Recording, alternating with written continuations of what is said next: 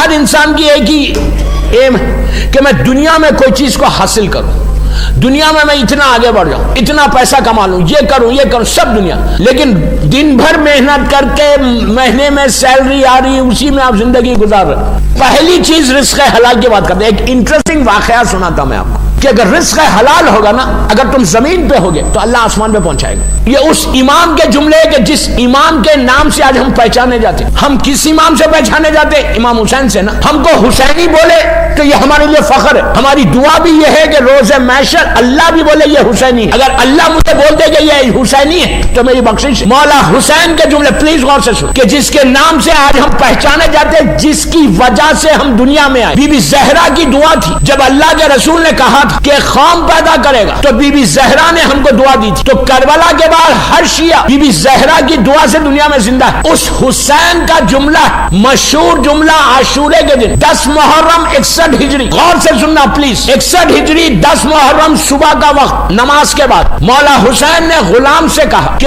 ऊंट लेकर आओ। कैमल, सुलझना नहीं मंगवाया, कैमल मंगवाया। इसलिए कि ऊंट, कैमल जो है वो सुलह की निशानी है, पीस की निशानी, घोड़ा जंग की निशानी। मौला हुसैन ने कैमल को बुलवाया, ऊंट मंगवाया। ऊंट मंगवा के मेरी तरफ देख, ऊंट मंगवा के रसूलुल्लाह का अमामा सर पे रख, रसूलुल्लाह की अबा दोष पे डाली, अल्लाह के रसूल के जूते अपने पैरों में पहने, सर से पैर तक रसूल के ड्रेस को पहना, हाथ में अल्लाह के रसूल की असाली लकड़ी, ऊंट पे बैठ गए। मौला हुसैन थे रसूल, उस दौर के मोहम्मदी थे, ड्रेस भी पहन लिया, पहन के ऊंट पे बैठ। उमर साद को बुलाया, उमर साद जालिम आया, अभी जंग शुरू नहीं हुई करबला की, आशूरे का दिन सुबह का वक्त। उमर साद को करीब बुलाया, बुला के कहा उमर साद ये जो आवाजें आ रही ना इसको बंद करवा। करबला के मैदान में 1 लाख का लश्कर था, पूरी फौज ऐसा करबला के मैदान में खड़ी हुई। करबला के मैदान में इतनी आवाजें थी, इतनी आवाजें, लोगों के सांस लेने की आवाज, जानवर जब सांस लेता था उसकी आवाज, हथियार एक दूसरे से टकराते थे, तलवार तीर एक दूसरे से टकरा रहे उसकी आवाज। करबला के मैदान में इतना शोर था, इतनी पुकार थी कि इतने करीब भी अगर आप रहे तो आवाज नहीं आती थी, चीख के बात करना पड़ता था, इतना शोर था। हुसैन ने उमर साद को बुलाया, बुला के कहा उमर साद ये आवाजों को बंद करवा दे। He was surprised, he was shocked। उसने कहा अगर मैं इंसानों की आवाजों को बंद भी करवा दूं, जानवरों की कैसे करवाऊंगा, हथियारों के टकराने की कैसे कराऊंगा? जुमला क्या है? जब अगर बोलता, अगर मैं इंसानों की आवाज को बंद भी करवा दूं तो जानवरों की और हथियारों की आवाज कैसे बंद करवाऊंगा? तो हुसैन ने कहा मैं करवा दूं। तो उसने कहा यह आपका इख्तियार है। दोस्तों, मैं एक जुमले का जिम्मेदार, फातिमा के लाल ने रोजे आशूर करबला के मैदान में जंग शुरू होने से पहले दुनिया को बताया कि हुज्जत खुदा की ताकत क्या है। जमीन से लेके आसमान तक एक निगाह डाली, ऐसा ग्लांस किया, ऐसा ग्लांस, निगाह का डालना था, सकता छा गया, पिन ड्रॉप साइलेंस। जो जहां ठहरा हुआ था वहां ठहर गया, जानवर अपनी जगह पे, हथियार अपनी जगह पे, इंसान अपनी जगह पे। हुसैन ने कहा कि मेरी हुकूमत, यजीद ने जो हुकूमत की है ना वो शहरों पे की है, सिटीज पे की है, मेरी हुकूमत इंसानों के दिलों पर, दिलों पे हुकूमत है। यह है ताकत इमाम की। जब सकता छा गया तो अब उमर साद ने, पूरे इमाम ने पूरे लश्कर को एड्रेस किया, पूरी 1 लाख की फौज को। ऊंट इसलिए मंगाया था कि ऊंचा जानवर है, घोड़ा छोटा जानवर, इमाम ऊंचे जानवर पे बैठे, कि कल को ये नहीं बोले कि हम नहीं जानते थे कि कौन है हुसैन। मौला पूरी फौज को एड्रेस, गौर से सुनो, एड्रेस करके कहा सुनो तुम जानते हो मैं कौन हूं? मैं हुसैन इब्ने अली हूं, मैं रसूल का नवासा हूं, मैं अली और फातिमा का बेटा। मैंने इस्लाम में कोई चेंज नहीं लाया, मैं वही शरीयत पेश कर रहा जो मेरे नाना की थी। मैंने हराम को हलाल नहीं किया, मैंने हलाल को हराम नहीं किया, मेरे पास वो शरीयत है, मुझे देखो रसूल को पहचान। हुसैन ने अपना इंट्रोडक्शन करवाया, अपना तारुफ करवाया, तारुफ करवा के ऊंट को मोड़ा, वापस खेमे में आ गए। जब खेमे में वापस आए, असहाब हुसैन ने पूछा मौला आपने तारुफ तो करवाया लेकिन आपने वेट नहीं किया उनके जवाब का, उनका जवाब भी तो सुनते। तो इमाम ने कहा मैंने अपनी हुज्जत को तमाम किया। फिर असहाब ने मौला थोड़ा वेट करते, उनका जवाब सुनते। इमाम खामोश बैठे। तीसरी मर्तबा आप सुनो जुम, तीसरी मर्तबा जब असहाब ने कहा कि मौला आपने उनका जवाब का वेट क्यों नहीं किया, तो इमाम हुसैन का जुमला आशूरे के दिन का, इमाम कहते हैं कि मैंने अपनी हुज्जत को तमाम किया कि कल को ये नहीं बोले कि मैं नहीं पहचानता था, इसलिए कि मुझे हुसैन के, मुझे मालूम है इनके पेटों में हराम है, मेरी बात का असर नहीं होगा, पेटों में हराम होगा, इमाम जमाना ज़ुहूर करेंगे, इमाम बोलेंगे आओ तो कोई नहीं जाएगा। ये उस दौर का हुसैन है, ये इस दौर का हुसैन है। हुसैन कह रहे हैं कि अगर पेट में एक दाना भी पेट में हराम रहेगा तो मेरा अलजल बोलना कोई फायदा नहीं, लब्बाइक या हुसैन बोलना कोई फायदा नहीं है, लब्बाइक या अली बोलना कोई फायदा नहीं है, लब्बाइक या मेहदी बोलना कोई फायदा नहीं। अब सुनो रिस्क हलाल क्या है, रिस्क हलाल क्या है सुनो। तारीख का एक मशहूर वाक़या 200-250 साल पुराना। मुल्ला बाखरे दामाद, इनसे कई मुलाकातें जमाने के इमाम की हुई। एक्स्ट्रा ऑर्डिनरी पर्सनालिटी, अपनी नमाज शब में इनका नाम ले। इनके फादर बगदाद में, ये लोग दीनी मदरसे में, ये प्लीज गौर से सुनो, वेरी इंटरेस्टिंग वाकया है। बगदाद में मदरसे में, स्कूल में पढ़ते थे, दीनी स्कूल। वो स्कूल में जो मदरसे में पढ़ते थे, बहुत गुर्बत का जमाना था, गुर्बत का जमाना था। कभी लंच मिलता तो डिनर नहीं मिलता, कभी डिनर मिलता तो लंच नहीं मिलता। ऐसे नहीं थे, पॉवर्टी का जमाना। आज के मदरसे तो माशाल्लाह 5 स्टार है, रहना भी चाहिए, कोई बुरी बात नहीं, होना भी चाहिए। गौर से सुनो, दोपहर में खाना खाया था, 24 घंटे के करीब हो गए थे, फाके में थे, हाथ मेरी तरफ देखते रहे प्लीज, हाथ में बुक्स थे, किताबें। दजला रिवर है बगदाद में, रिवर दजला, उसके सामने से सजा रहे थे, हाथ में किताबें, भूख से बेहाल। 21 या 22 साल का सीन था, 20-21 ईयर्स के थे। दजला के सामने से सजा रहे, तो देखा पानी के अंदर एक एप्पल, सेब जिसको बोलते हैं, सेब जो है पानी में ऐसा रोल करता हुआ आ रहा। भूखे इतने थे, फौरन आगे बढ़ के उठा के खा लिया। जैसे ही खाया पेट में ताकत आई, लेकिन एकदम एहसास हुआ ये तो मैंने हराम किया, पता नहीं किसका सेब है मैं खा लिया। मैं तो इमाम के लश्कर का सिपाही बनने वाला हूँ, पेट में हराम जाएगा तो क्या होगा, मैं कैसे जाऊंगा। इमाम हुसैन का वो जुमला इनके पेटों में हराम है, ये मेरी बात का असर नहीं होगा। अब ये रोने लगे। एक सेब खा के इनके ख्याल आया कि ये एप्पल आया कैसा पानी में। तो इन्होंने सोचा शायद यहाँ पे कोई बाग है, गार्डन, फार्म हाउस जिसको इंग्लिश में बोलते, वहां से गिरा होगा, चलो बाग में जाके, फार्म हाउस में जाके जिसका भी है उससे माफी मांग लेंगे। वो वैसी पानी के ऐसे चलते चलते गए तो देखा कि कॉर्नर के ऊपर बहुत बड़ा घर है, गेट है और फ्रूट्स के झाड़ लगे हुए हैं और सब ऑरेंज भी है, एप्पल भी है। इन्होंने कहा हाँ यहीं से गिरा। जाके गेट को नॉक किया, मेरी तरफ देखते रहे, नॉक किया। अंदर से एक चौकीदार, आपका सिक्योरिटी गार्ड बाहर आया। इन्होंने पूछा वो गार्ड से, ये जो तेरा बाग में, जो गार्डन में जो फ्रूट्स के झाड़ है, क्या कभी कोई फ्रूट पानी में गिरता है? उसने कहा हाँ, जब हवा चलती है सेब भी गिर जाता, ऑरेंज भी गिर जाता। इन्होंने कहा शायद तेरे बाग से एक एप्पल पानी में गिर गया। मैं स्टूडेंट हूँ और बहुत भूखा था, तो मैंने बगैर पूछे वो एप्पल खा लिया। तू मुझे माफ कर दे, मैं पेट में हराम रखना नहीं चाहता, तू मुझे माफ कर दे। उसने ऐसा देखा, कोई इतना ऑनेस्ट हो गया, एक एप्पल के लिए सॉरी बोल। उसने कहा सुनो, इस गार्डन का मालिक मैं नहीं हूँ, सेठ मैं नहीं हूँ, ओनर मैं नहीं हूँ, इसका ओनर जो है प्राइम मिनिस्टर है, यहाँ का जो प्राइम मिनिस्टर है ना वो है, जाओ उससे माफी मांगो। उसने कहा जाओ प्राइम मिनिस्टर से माफी मांगो। ये स्कूल छोड़ दिया, फिक्र क्या है कि पेट में हराम नहीं रहना।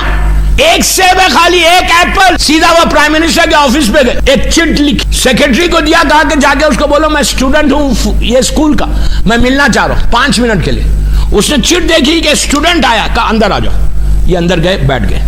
जैसे ही बैठे उसने पूछा क्या बात है। इसने कहा सुनो, ये इनके मेहदी बहरल, इनके मुल्ला बाखरे दामाद के वालिद ने कहा कि भाई सुनिए, वजीर आजम साहब, प्राइम मिनिस्टर साहब सुनिए कि मैं बहुत भूखा हूँ, था भूखा, मैं ये स्कूल में पढ़ता हूँ, मैं कल से खाना नहीं खाया था, मेरा पेट खाली था, मैं कमज़ोर वीक हो गया था, मैंने पानी में एप्पल देखा तो मैंने खा लिया और मुझे पता चला ये एप्पल आपके गार्डन से आया है, तो मैं आपसे माफ़ी मांगने आया कि मुझे माफ़ कर दो, मैंने आपसे बगैर परमिशन के एक एप्पल खा लिया, मैं अपने पेट में हराम रखना नहीं चाहता।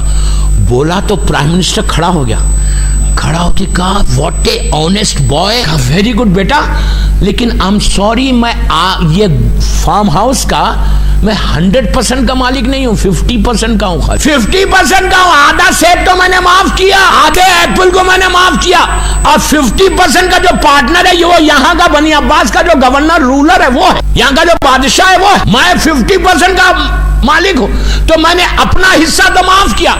अब तू गौर से सुनो यार, आधे सेब के लिए तेरे को वहां जाना पड़ेगा। अब ये आधे सेब के लिए नहीं, औरत के लिए भी बड़ा मैसेज है, आधे सेब के लिए ये गवर्नर के ऑफिस पे जाकर चिट भेजी अंदर, मैं इसको शॉर्ट कर रहा, चिट भेजी और कहा कि मैं स्टूडेंट हूं and I want to meet you. Ruler ने बुला लिया, रूलर ने बोला प्लीज मेरी तरफ देखिए। रूलर ने बुलाया, इन्होंने पूछा क्या बात है, तो कहा कि मैं स्टूडेंट हूं, ऐसा मैंने एप्पल खाया, आधा एप्पल जो आपके पार्टनर है 50% के प्राइम मिनिस्टर, उन्होंने माफ किया। मैं आपके पास सिर्फ एक बात बोलने आया हूं कि I am sorry, half Apple का ओनर आप हैं, मालिक आप हैं, तो आप मुझे माफ कर दो, मैं नहीं चाहता कि मेरे पेट में हराम। दोस्तों आपकी बात समझ में नहीं, आप बोल रहे होंगे क्या पागल था। आज के दौर में जब मैं पढ़ रहा ना तो लोग बोलेंगे यार क्रेजी था। सुनो दोस्तों, जब उसने कहा कि आई एम सॉरी, आप मुझे माफ कर दो, रूलर है बनी अब्बास का गवर्नर खड़ा हो गया, खड़ा होकर कहा इतना ईमानदार आदमी है ये, तुम आधे एप्पल के लिए मेरे पास आए। तो इन्होंने सर को झुका के कहा यस। तो उस ओनर ने कहा एक कंडीशन पे मैं माफ करूंगा, एक शर्त के ऊपर। पूछा क्या, तो कि क्या मेरी लड़की से शादी करोगे। उसने कहा लेकिन मेरी लड़की जो है ब्लाइंड है, अंधी है, मेरी लड़की की जबान नहीं है, बोलती नहीं है। मेरी लड़की सुनती नहीं, कान से बहरी है। मेरी लड़की के हाथ जो है बराबर नहीं, 4 बीमारियां उसको। करोगे शादी? अगर तुम करोगे तो मैं माफ करूंगा। करोगे शादी? 4 ऐब है मेरी लड़की में। ये ऐसा बैठे हुए सर को उठा के कहा, मुझे ये रिश्ता मंजूर है, ये रिश्ता मुझे मंजूर है। बस अब मैं इसको शॉर्ट कर रहा हूं, 2 मिनट में खत्म कर। इनकी शादी हो गई उस लड़की के साथ, पूरा मैंने छोड़ दिया। लड़की के साथ शादी हुई। प्लीज मेरी तरफ, दुल्हन को लेकर ये कमरे में आए। फर्स्ट नाइट, पहली रात शादी की, अपनी वाइफ को लेकर, वो रूलर की बेटी को लेकर कमरे में आया। लाके दुल्हन को बेड पे बिठाया। दुल्हन घूंघट में, उनके रूम में इतनी खिड़की थी, खिड़की समझते विंडो, ये विंडो को खोला, खोल के आसमान की तरफ ऐसा देखा, चांद को। चांद को एज क्या है? 22 साल की, 21-22 साल की। ऐसा देखा, देख के बोला, यार मेरी क्या जिंदगी है, मैंने शादी तो कर ली, ये अंधी है, ये गूंगी है, ये बहरी है, इसके हाथ भी बराबर, ये ना मुझे देख सकती, ना मुझसे कुछ बात कर सकती, ना मेरी बात, दोस्तों कितना बड़ा इम्तिहान है, ना मेरी बात सुन सकती, मेरे से हाथ मिला सकती। एज क्या है? 22 साल, यंग बॉय। सोचने लगे, यार व्हाट इज माई लाइफ, क्या मेरी जिंदगी है। मैं यंग हूं, मैं चाहता, हर लड़का चाहता बीवी उसकी अच्छी हो। ये कहते हैं कि मैं सोच रहा था, चांद को देख रहा था, सोच रहा था। लेकिन इनका जुमला सुनो, ये कहते हैं कि उसके बाद मेरे दिल को इतना सुकून था, मेरे दिल को हार्ट को इतना सुकून था कि मेरे जिस्म में, मेरे पेट में अब रिस्क हराम नहीं है। ये कहता, बस मैं ये सोच ही रहा था, पीछे से उस बीवी लड़की की आवाज आई, जिसको ये गूंगी समझ रहा था। आवाज क्या आई? खड़े हुए क्यों है, बैठे ना। उर्दू में नहीं बोला बाबा, Why are you standing? Come and sit. Imagine करो, इमेजिन करो। जैसे ही उसने कहा Why are you standing, खड़े हुए क्यों, बैठी है ना, ये सब पलटे, पलट के बोले, अरे ये तो बोली, और सुना और सर झुका के बाहर निकल गए। क्यों गए बाहर अभी मैं बोलता आपको। पूरी रात बाहर गुजार दी। सुबह में जो बादशाह जो रूलर था, उसको पता चला उसकी बेटी के साथ उसका जमाई जो है वो नहीं रहा। उसके गुस्से में आ गया, बुला लिया जमाई, दामाद को, जमाई को बुला लिया, बुला के कहा कम ऑन, दरबार में बुला।